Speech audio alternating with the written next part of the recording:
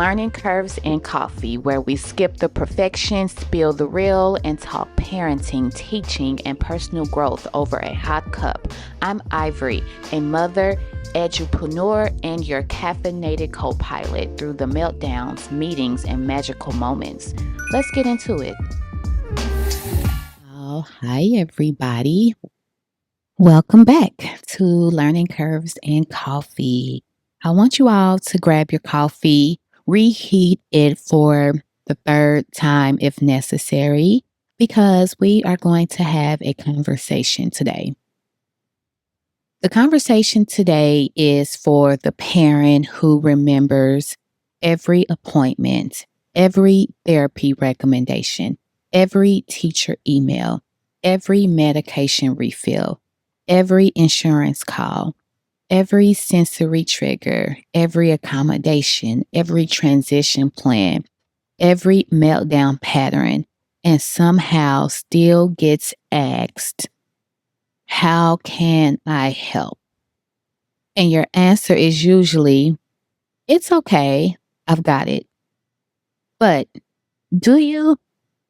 Because today I want to talk about something we don't discuss enough.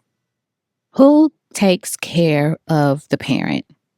Not the child, not the IEP, not the diagnosis, the therapy, not the school, the parents. Because many of us have become experts at supporting everyone around us while quietly running on empty ourselves. The strongest parent in the room is often the most emotionally depleted, if we are keeping it real. For me, I don't remember when it happened exactly, but somewhere between becoming a mother at 30, then navigating autism maybe at 33, 34, and advocating in schools around that time and researching supports and then managing my own career and professional life and then beginning and running a business and trying to keep my own sanity together. I also became the person that everybody looked to, right? The problem solver, the calm one, the responsible one, the one who will figure it out. And while that sounds admirable and purposeful, there is another side to it. The reality is the person who, or the people who are always holding everything together, rarely get to be asked who is holding them. We know this to be true, right? For those of us who are the ones holding it together. Many parents raising neurodiverse children become the emotional infrastructure of the family, right? We become the scheduler, the researcher, the advocate, the interpreter, the behavior detective. I'm telling you, these skill sets that you gain as a parent, but especially a parent of a child who has differences, are vast, and you become an expert at everything. And pretty much there's nothing you cannot do if you're committed to this journey. But that bridge between our child and our world and the world can get heavy. And after years of carrying all of that, many of us don't realize that we've normalized emotional exhaustion. And for me, I am certainly in a place in my life where I am no longer interested in being emotionally exhausted. And I'm not just saying this from theory or from, quite frankly, observation and discussion with parents that are raising children. Research consistently shows this to be true as well. Elevated rates of stress, anxiety, depression, and emotional exhaustion among caregivers, but particularly caregivers of neurodiverse children. We know that. Parents of autistic children often report significantly higher levels of chronic stress. Of course they do. Not because they love their children less. Of course not. Not because their children are problematic, but because the demand placed upon them is extraordinary. The expectation for parents raising neurodiverse children is, quite frankly, unrealistic and unfair.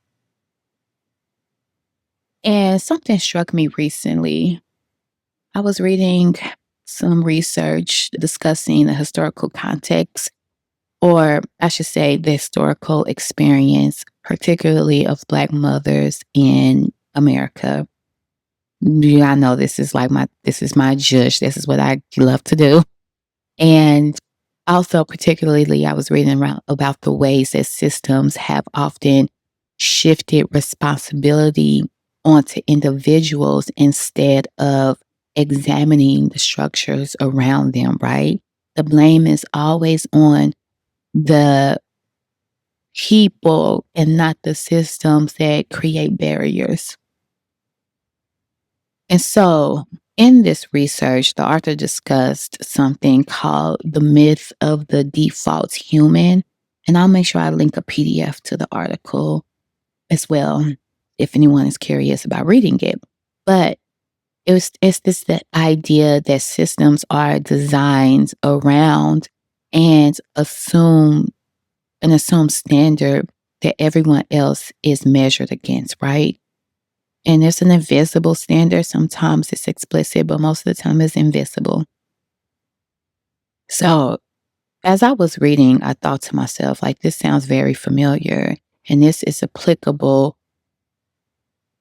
more often to not for many of us who are raising children in system designed around a quote unquote default child.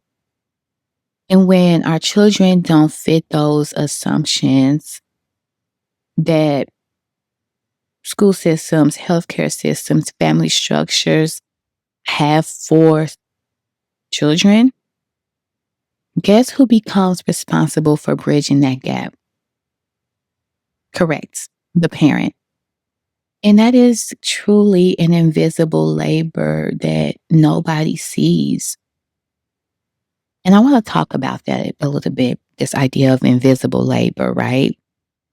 Invisible labor is all the work that doesn't get acknowledged because nobody sees it happening. They just see your child is showing up intact, right? But they don't see that it's the email you drafted and rewrote 3 times to make sure that it made sense and the tone was correct to a particular teacher or a school administrator. They don't see that the therapist wait list that you've called weekly to, hopefully get your child much needed therapy, right? They don't see the sensory tools that you researched and spent money that you do not have to help your child maintain regulation.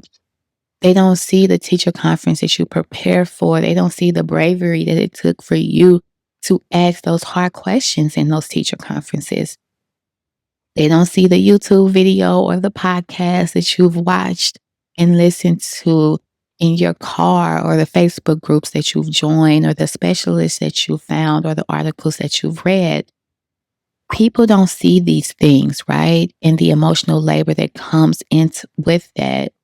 They don't see the meltdown that you've de-escalated, or quite frankly, the tears that you've cried privately, the fears that you carry silently. Most of that work never appears on a resume or on your Instagram bio or, whatever publicly facing perception that folks have of you. And we don't get a certificate or reward for these things. And we don't get a party thrown for it, right? Like, these details and nuances that are not nuanced at all are the invisible labor that I am referring to. And many parents are carrying it alone. So, this is the discovery phase. Ask yourself, what am I carrying that nobody knows that I'm carrying? You don't have to tell anyone, but start that conversation with yourself. What responsibilities have quietly become mine that I am not sharing with others that I potentially could share, right?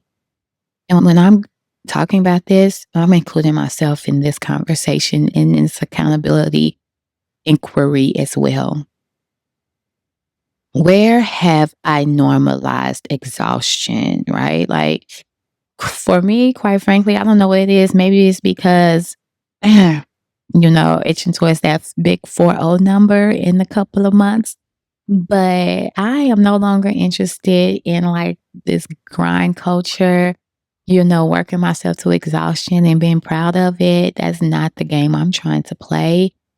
It's not something I'm no longer interested in. So, who do I support? Who do I support emotionally? Who is not reciprocating that support back to me? That's a question that we should do some inventory on. Outside of our children who we bore into this world, and there is some responsibility there. Everyone else, we're not responsible to give more than we're receiving. And who supports me emotionally, right? How can I lean and trust on them? How can I express gratitude for that support? This is not an inquiry to conjure up guilt. It's about, again, awareness, because we cannot fix what we are not aware of. Now comes acceptance, because once we're aware of the gaps and the opportunities, the hard part, quite frankly, happens. Because acceptance sounds like I cannot sustainably support everyone without support myself, right? We know the old saying, you cannot pour from an empty cup. I cannot regulate everyone else's emotions while ignoring my own. But for me right now at this season in my life and Khalil, my son's life, and our family structure is regulation. I am standing 10 toes down on this. You cannot do anything if you are not regulated. And when I say regulated, I mean that your body is calm. You feel calm in your body. Your mind is calm. Your anxiety or stress is minimal. You are responsive to unexpected things. You are not reactive.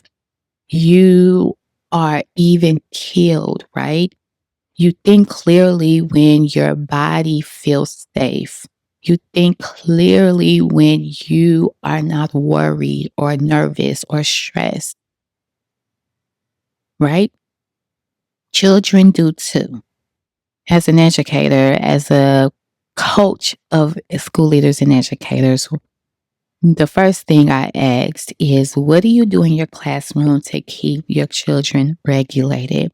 Because kids cannot learn if they are not regulated. No one can pay attention if they don't feel calm in their bodies and in their minds, if they don't feel safe, if they don't feel heard, if they don't feel seen, if they don't feel healthy, right? In terms of like not being hungry or sleepy, all of those things factor into regulation. So that's what I mean by regulation. Now let's get back to the acceptance piece. I cannot build community if I refuse to let people help me. That's a big one for me that I always have to go back to. It's so easy for us to play the victim card and say, no one is helping me. I'm doing it all alone. I help everybody else, but nobody helps me. We all know and probably have been guilty of saying that before, right? But you can't build community if you refuse to help, because somewhere down the line, someone has probably asked if you need help and you were like, no, that's okay. Stop doing that. Many of us have confused strength with self sacrifice. I want to say that again. Strength is not self sacrifice. That is the quickest way to health issues, burnouts, breakdown, exhaustion, right? And being a martyr at the sacrifice of your own mental, physical, spiritual, and emotional health is counterintuitive, right? Never sacrifice your well being for anything or anyone, because ultimately that doesn't serve anyone. I also want to name, particularly for parents who come from communities that are marginalized. And what I mean by that are communities who already have barriers that they have to face based on their identity.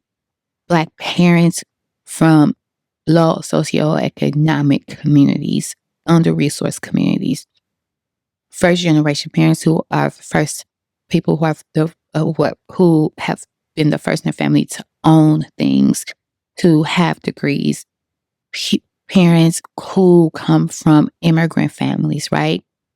Especially parents from marginalized communities, especially mothers, and especially other caregivers, right? Those who are not traditional mothers, but play a role as a matriarch in their families, who have taken the lead to care for neurodiverse children in place of biological parents, right? Especially those type of parents. We are taught to just handle it, to push through, to figure it out, to not complain, to be grateful. But strength without support eventually becomes exhaustion, and exhaustion turns into resentment. And let me be very clear. Exhaustion doesn't mean that you're weak. You are a human being, and biologically, you are not built to run on fumes. Now let's move into embracing. This is where transformation can happen. Receiving support is not weakness. It's regulation. It's sustainability. It's wisdom. And for me, most importantly, it's modeling, because our children do what they see, not what we say. They do what they see us do, right? And so we must ask ourselves, what are we teaching our children? If we tell them it's okay to ask for help while refusing to ask for help ourselves, right? What are we teaching our children about self-worth if everybody else's needs matter before ours? Sometimes the healthiest thing you can model is, I need support too, right? It's saying that I need support too. So I want to close out per usual with some practical tools that maybe you can apply to your journey, right? Do a caregiver load audit. Grab a notebook and write down every responsibility you manage in a typical week. I mean, everything, right? The appointments, the school communication, the meals, the laundry, the transportation. Like, I have a calendar that literally lays out everything that I need to do, mostly so that I can remember. But second, it helps me to kind of constantly be in audit mode of like what I need to deprioritize, right? And circle the items that only you can do. And then you may be surprised how much you're carrying that potentially you can delegate to someone else, right? The other day I was talking to my sister. She cuts and twists Khalil's hair. And, we were just talking about some upcoming things that we had going on. And I was looking at my calendar. I was like, oh, Khalil was invited to this birthday party, but it conflicts because I also was scheduled to be out of town that same weekend. And I had just caught it, looking at my calendar.